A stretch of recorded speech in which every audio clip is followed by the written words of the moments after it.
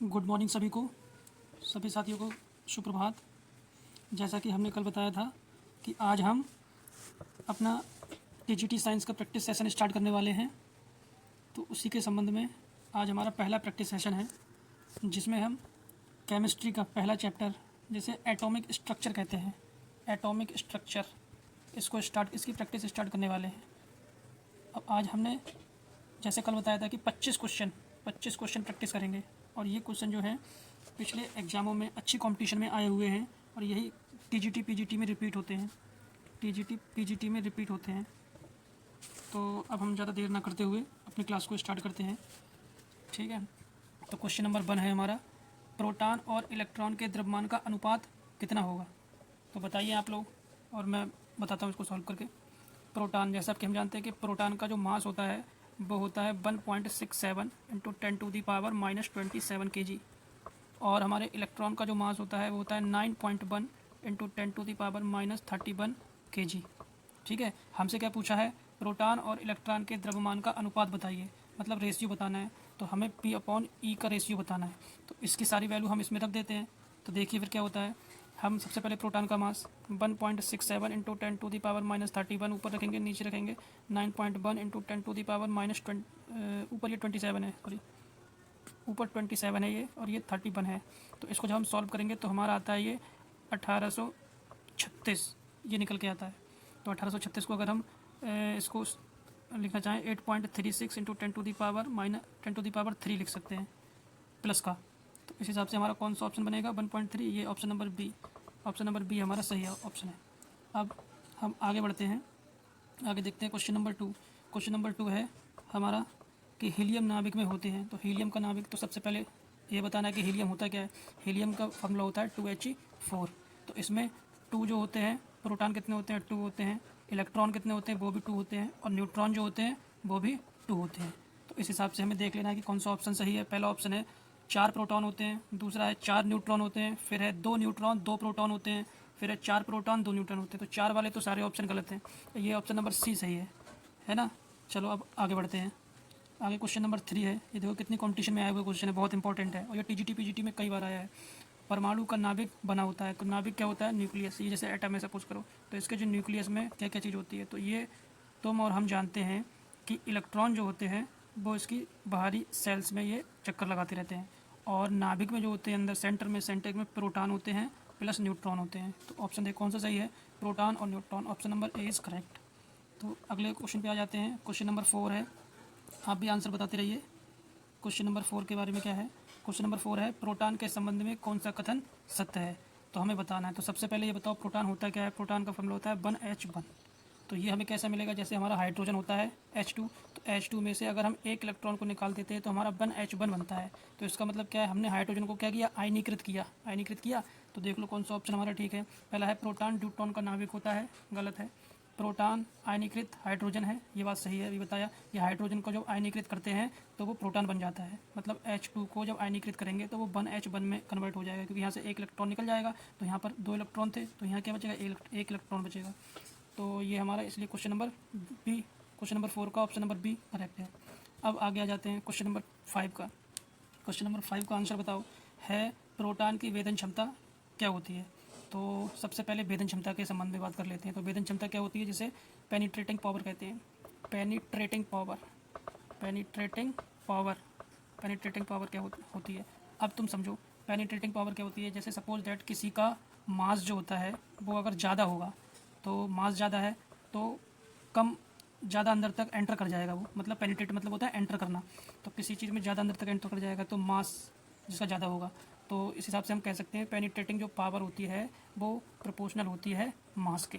तो इस हिसाब से हम कंपेयर करके बता सकते हैं। तो अब मैं आपको बता दूं कि इलेक्ट्रॉन का जो मास होता है वो होता है 9.1 इंटू 10⁻⁻31 kg, और प्रोटॉन का जो मास होता है वो होता है 1.672 इंटू 10⁻⁻27 kg, और न्यूट्रॉन का मास होता है 1.674 इंटू 10⁻⁻27। तो इस हिसाब से सबसे ज़्यादा मास होता है न्यूट्रॉन का। तो हम ऑर्डर अगर लगाना चाहें तो सबसे ज़्यादा न्यूट्रॉन का मास होता है, फिर उसके बाद होता है प्रोटॉन का, फिर सबसे कम होता है इलेक्ट्रॉन का, है ना।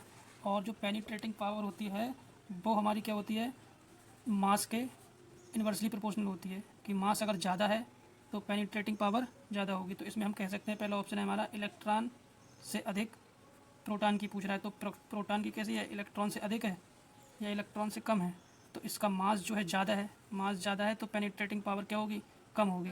तो इलेक्ट्रॉन से कम, मास ज़्यादा है तो पेनिट्रेटिंग पावर कम होगी।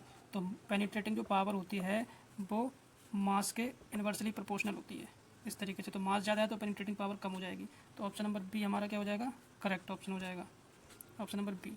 अब आते हैं क्वेश्चन नंबर 6 पे। 6 बताओ, कैथोड किरणों पर होता है, तो कैथोड किरणों पर क्या होता है, कैथोड किरणों पर क्वेश्चन नंबर 6 का है केवल द्रव्यमान होता है, पहला ऑप्शन। दूसरा है केवल आवेश होता है। तीसरा ऑप्शन है कोई द्रव्यमान और आवेश नहीं होता है। फिर है द्रव्यमान और आवेश दोनों होते हैं। तो इसका आंसर हो जाएगा option number D, option number D, द्रव्यमान भी होता है और आवेश भी होता है। ये इजी क्वेश्चन था। आगे आ जाओ क्वेश्चन नंबर 7 पर।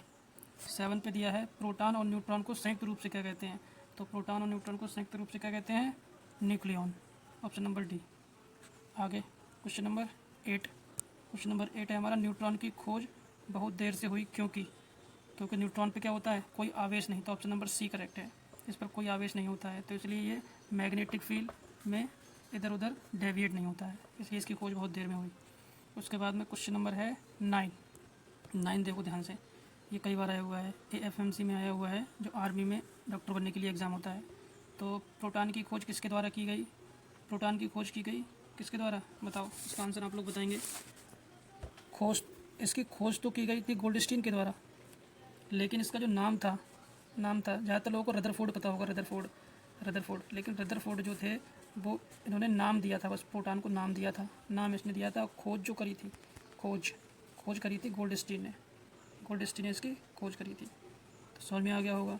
तो अब आगे बढ़ते हैं क्वेश्चन नंबर 10 क्या है हमारा, कोई ये अनुमानित करता है कि प्रोटॉन का उच्च है, क्या चीज़ उच्च है, आयनन विभव, ऑप्शन नंबर ए।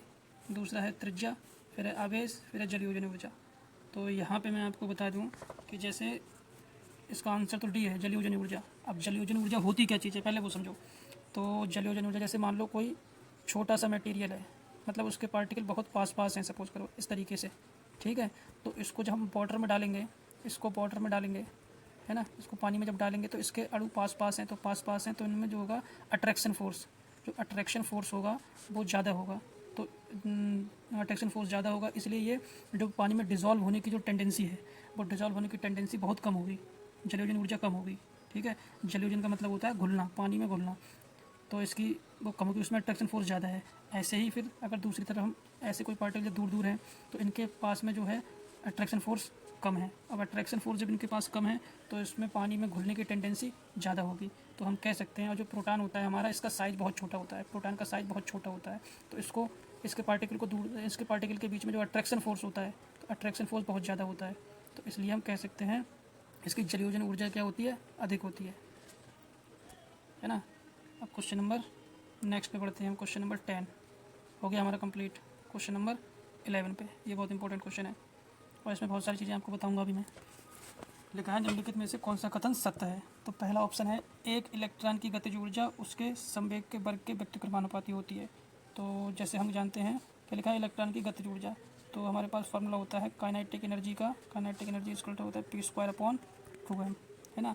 तो काइनेटिक एनर्जी जो हमारा संवेग है, ये ये वाला संवेग है, तो संवेग के वर्ग के व्यक्तिक्रमानुपाती, ये गलत इसलिए क्योंकि डायरेक्टली प्रोपोर्शनल है, देखो काइनेटिक एनर्जी के डायरेक्टली प्रोपोर्शनल है ये, तो इसलिए पहला गलत हो गया। अगला question number 2, option number B, एक कण की डी ब्रोगली तरंगदैर्ध्य इसके द्रव्यमान के सीधे समानुपाती होती है। अब डी ब्रोगली का formula lambda equal to h/p, तो h बराबर क्या होता है, p को m/b लिख सकते हैं। क्या लिखा है, डी ब्रोगली तरंगदैर्ध्य द्रव्यमान के सीधे, तो सीधे नहीं है, ये कैसा है, इन्वर्सली प्रोपोर्शनल है, तो इन्वर्सली प्रोपोर्शनल है, तो ऑप्शन नंबर ये भी गलत हो गया, ऑप्शन 2 गलत हो गया, ये भी गलत हो गया, ये भी गलत हो गया। अब सी पे आ जाते हैं, एक कण की डी ब्रोगली तरंगदैर्ध्य इसके वेग के समानुपाती होती है, तो लैम्डा इक्वल टू h/mb, तो यहाँ से भी लैम्डा जो होता है 1/b होता है, मतलब इन्वर्सली प्रोपोर्शनल होता है, ठीक है, व्यक्तिक्रमानुपाती, ये लिखा है समानुपाती, इसलिए ये भी गलत हो गया। अब ऑप्शन नंबर डी पर आ जाते हैं। ऑप्शन नंबर डी कह रहा है एक इलेक्ट्रॉन की तरंगदैर्ध्य त्वरित विभव के वर्गमूल के सीधे अनुपाती होती है, तो ये बात भी गलत है हमारी, क्योंकि ऑप्शन नंबर ई है, एक इलेक्ट्रॉन की गतिज ऊर्जा काइनेटिक एनर्जी जो होती है वो होती है q/b, तो उसके विभव के, अब ये विभव के सीधे डायरेक्टली प्रोपोर्शनल है, काइनेटिक एनर्जी विभव के डायरेक्टली प्रोपोर्शनल है, तो ऑप्शन नंबर ई हमारा करेक्ट हो जाएगा। अब इस हम बढ़ते हैं क्वेश्चन नंबर 12 की जगह। ये लगा है बाहरी कण कौन सा है इसमें से, तो अभी हमने बताया था आपको कि न्यूट्रॉन का मास सबसे ज़्यादा होता है, तो ये भारी हो गया। अब क्वेश्चन नंबर 13 पे आ जाओ। एनोड किरणों की खोज किसने करी थी? एनोड किरणों की खोज, तो एनोड किरणों के संबंध में इसका बताओ ज़रा।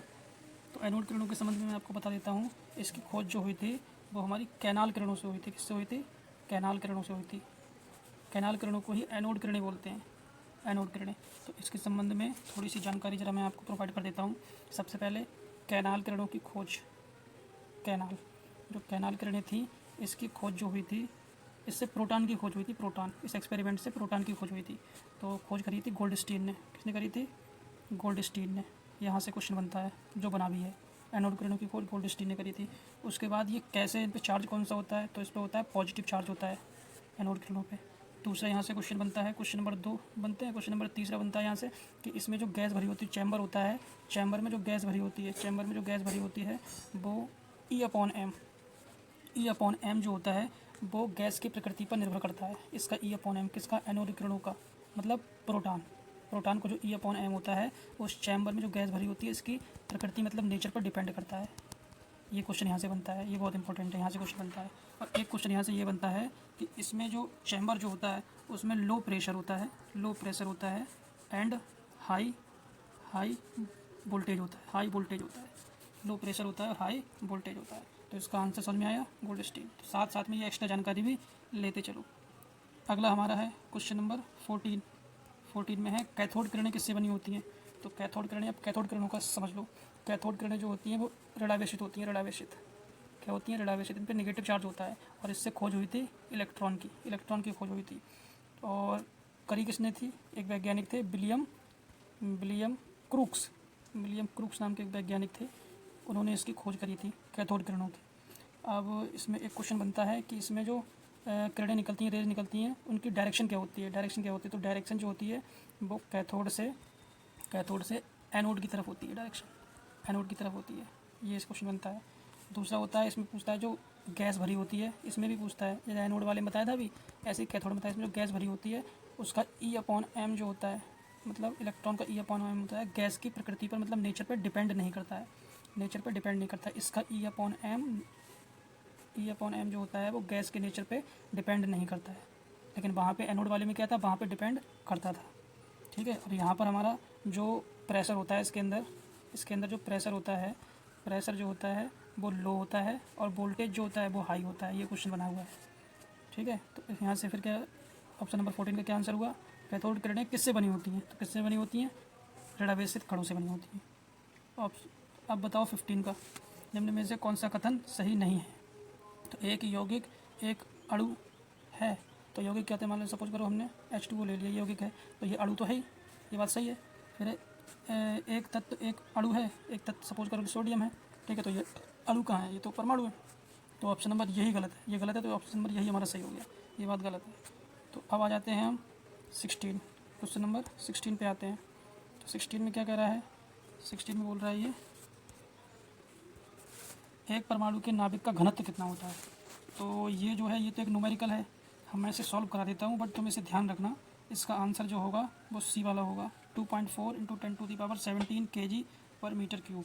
ये इसका आंसर होगा, इसको याद कर लेना। लेकिन इसको निकालते कैसे करके हैं? इसको निकालने का फार्मूला होता है, जैसे हमने पता है डेंसिटी = मास अपॉन वॉल्यूम होता है। तो यहाँ से मास के लिए हम क्या लिखते हैं? मास के लिए हम लिखते हैं एटॉमिक यूनिट, और वॉल्यूम होता है 4/3 πr³। अब r यहाँ से रेडियस की वैल्यू हम रखते हैं, फिर इसको सॉल्व करते हैं तब आता है। लेकिन ये तुम्हें ऐसा नहीं करना है, तुम्हें केवल इसको ध्यान रखना है सोल्यूशन को, ये फैक्चुअल वैल्यू है। तो 2.4 × 10⁻17 kg/m³। ठीक है। चलो क्वेश्चन नंबर 17 पे चलते हैं। क्वेश्चन नंबर 17 पे दिया है E/m के अनुपात का निर्धारण किसने किया? अभी हमने बताया था जो तुम्हारा कैथोड किरणें थी, कैथोड किरणें थी, किसने? थॉमसन ने इसका एक्सपेरिमेंट किया था, खोज थॉमसन ने करी थी। तो थॉमसन ने करी थी, तो ऑप्शन नंबर ए, E/m का जो था वो ऑप्शन नंबर ए हो जाएगा। फिर क्वेश्चन नंबर 18 पे आ जाओ। 18 क्या कह रहा है? एक परमाणु में किसी इलेक्ट्रॉन की नाभिक से औसत दूरी, तो इसका मतलब क्या पूछ रहा है? एटॉमिक रेडियस पूछ रहा है। ये एटॉमिक रेडियस, एटॉमिक रेडियस पूछ रहा है, तो एटॉमिक रेडियस पूछा है तो क्या होती है 10⁻⁻10 मीटर या 1 एंगस्ट्रॉम। यह क्या होता है 1 एंगस्ट्रॉम, है ना। चलो अब क्वेश्चन नंबर 20 पे चलते हैं। ये क्वेश्चन कई बार आया है, बहुत इंपॉर्टेंट है। 20 नहीं 19 पे क्या लिखा है, किसी प्रोटॉन और अल्फा कण के विशिष्ट घनत्व। विशिष्ट घनत्व, अब विशिष्ट घनत्व क्या होता है पहले वो समझ लो, ठीक है। स्पेसिफिक चार्ज, तो स्पेसिफिक चार्ज होता है Q/m, ये होता है स्पेसिफिक चार्ज। तो हम बात कर लेते हैं प्रोटॉन। अब प्रोटॉन के केस में भी बात करते हैं और अल्फा कण के केस में भी बात करते हैं। तो प्रोटॉन के केस में अगर पहले हम बात करें तो प्रोटॉन का होता है E/m, ये प्रोटॉन का हो गया। अब वहीं अल्फा कण की बात करें तो अल्फा के केस में अल्फा की बात करें, अल्फा कण की बात करें तो यहाँ पर इसका जो आवेश होता है, चार्ज जो होता है वो 2e होता है, और इसका जो मास होता है वो यहाँ पर 4m होता है। तो यहाँ से काटो इसे 2 × 4, तो इसका कितना आया E/2m। तो इनका रेशियो निकाल लो, प्रोटॉन का ऊपर लिखो और अपॉन इलेक्ट्रॉन का नीचे लिखो E/2m। तो हमारा ये कटने के बाद कितना आ जाएगा 2:1। तो आंसर क्या हो जाएगा हमारा ए, है ना। समझ में आया। और ये बहुत इंपॉर्टेंट क्वेश्चन है, वेरी इंपॉर्टेंट, लिख लो इस पर, ये आया हुआ है और इसमें गलत कर देते हैं बच्चे। गलत क्या करते हैं, प्रोटॉन का आवेश सीधे लेते हैं, वो क्या करते हैं ई, और इसका आवेश लेते हैं, अल्फा कण का आवेश लेते हैं 2e। तो रेशियो निकालते हैं कितना E/2e, इससे इसे काट देते हैं, आंसर आ जाता है 1:2। ये टिक करते हैं, तो ये गलत है क्योंकि इसमें पूछा है स्पेसिफिक चार्ज, विशिष्ट घनत्व। तो विशिष्ट घनत्व का मतलब होता है E/m, ये पूरा लगेगा। अब क्वेश्चन नंबर 20 पे आ जाओ। क्वेश्चन नंबर 20, ज़्यादा लंबी तो वीडियो नहीं हो रही है, करते चलो। ये 25 क्वेश्चन करने हैं, डेली 25 क्वेश्चन। निम्न में से कौन सा जोड़ा सही सुमेलित नहीं है। तो सबसे पहले रदरफोर्ड, इसकी एक ट्रिक बता देता हूँ। ट्रिक है ईंट पर नाच। तो ई फॉर इलेक्ट्रॉन, इलेक्ट्रॉन की खोज करी थी Thomson, T for Thomson. P for proton की खोज करी थी आर फॉर रदरफोर्ड ने, और एन फॉर न्यूट्रॉन, न्यूट्रॉन की खोज करी थी सी फॉर चैडविक ने, है ना। तो इसको याद रखो, ईंट पर नाच। एक मिनट, एक मिनट, एक मिनट,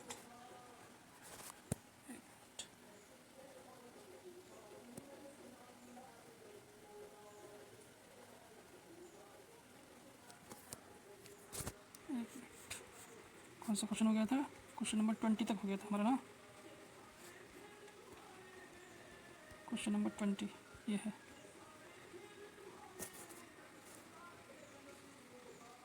क्वेश्चन नंबर 20, चलो क्वेश्चन नंबर 20 पे आ जाओ। 20 तो हो गया हमारा। रदरफोर्ड प्रोटॉन हो गया, जे थॉमसन न्यूट्रॉन हो गया। बताया था मैंने ईंट पर नाच, ईंट पर नाच ये बताया था। ई से इलेक्ट्रॉन का खोज टॉमसन ने करी थी, पा से प्रोटॉन की खोज रदरफोर्ड ने करी थी, ना से न्यूट्रॉन की खोज चैडविक ने करी थी। तो अब क्वेश्चन को देख लेते हैं। रदरफोर्ड, रदरफोर्ड तो क्या था पर फॉर प्रोटॉन, रदरफोर्ड ये सही है। फिर थॉमसन, जे थॉमसन, थॉमसन क्या था ईंट, ईंट का मतलब थॉमसन, ये रदरफोर्ड हो गया। पर नाच, पा से प्रोटॉन, इलेक्ट्रॉन ईट, ईट पर टॉमसन, टॉमसन या थॉमसन ही की बात होती है, ये सही है। फिर जे थॉमसन ये भी सही है, चैडविक ये गलत है, ये ऑप्शन हो जाएगा आंसर सही। फिर 21 नंबर पे आ जाओ। 21 नंबर में क्या है, एनोड किरणों की प्रकृति पर निर्भर करती है। अब एनोड किरणों की प्रकृति किस पर निर्भर करती है, अभी मैंने बताया था कैनाल किरणों के बारे में, तो वो किस में था, अवशेषी गैस की प्रकृति पर निर्भर करती है। ये इलेक्ट्रोड की प्रकृति पर नहीं, विसर्जन नली की प्रकृति पर नहीं, ये ऑप्शन नंबर बी करेक्ट हो जाएगा। अब आ जाओ 22 पे। किसने सिद्ध किया कि कैथोड किरणें इलेक्ट्रॉन से बनी होती हैं। अभी मैंने ऑप्शन बताया था विलियम क्रूक्स, विलियम क्रूक्स थे कैथोड किरणों में। अब क्वेश्चन नंबर 23 पे आ जाओ। रदरफोर्ड का प्रयोग सिद्ध करता है। तो रदरफोर्ड का क्या था, रदरफोर्ड का क्या था, अल्फा कण पर किरण था, अल्फा कण, तो अल्फा कण था तो क्या किसकी खोज हुई थी, नाभिक की।